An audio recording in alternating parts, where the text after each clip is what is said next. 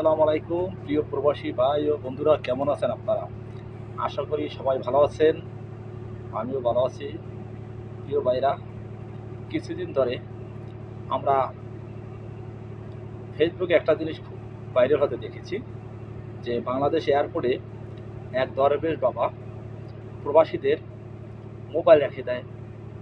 তারপরে হলো গিয়া আকিসগুলো কেটে চাকু দিয়া, দেখেন কীভাবে চাকু দিয়ে কাটতেছে, চাকু দিয়া কেটে মালগুলো ছড়িয়ে ছিটিয়ে ফেলে দেয় এবং প্রবাসীদেরকে নিয়ে অনেক ধরনের মন্তব্য করতে দেখেছি খারাপ।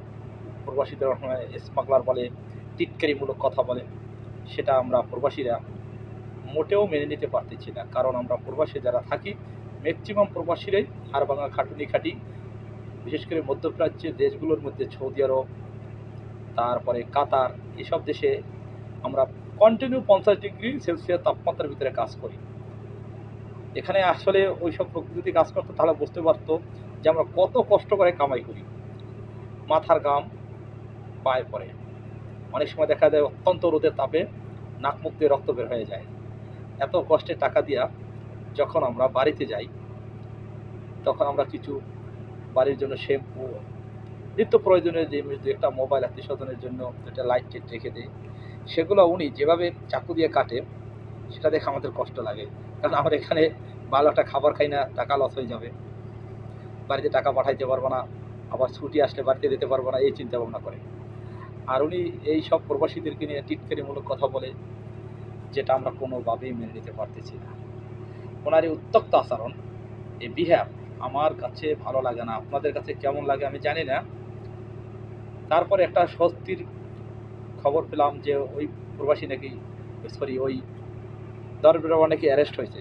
কতটুকু সত্য জানি না। যদি অ্যারেস্ট হয়ে থাকে, চাকরিচ্যুত হয়ে থাকে, তাহলে তো ধন্যবাদ বাংলাদেশ সরকারকে, তত্ত্বাবধায়ক সরকারকে আন্তরিকভাবে শুভেচ্ছা ও অভিনন্দন অন্তরের অন্তঃস্থল থেকে, প্রবাসীদের পক্ষ থেকে। আর যদি এই খবরটা ফেক হয়, তাহলে বিনয়ের সাথে বলবো মাননীয় তত্ত্বাবধায়ক সরকারের প্রধান উপদেষ্টাকে, আপনি অবিলম্বে এই সমস্ত লোভী, হিংসুক লোকদেরকে প্রবাস ওই এয়ারপোর্ট থেকে প্রত্যাহার করুন। সেটা আপনার জন্য মঙ্গলজনক, প্রবাসীদের জন্য মঙ্গল, দেশের জন্য মঙ্গলজনক। কারণ ওনার বিহেভটা ভালো মনে হচ্ছে না।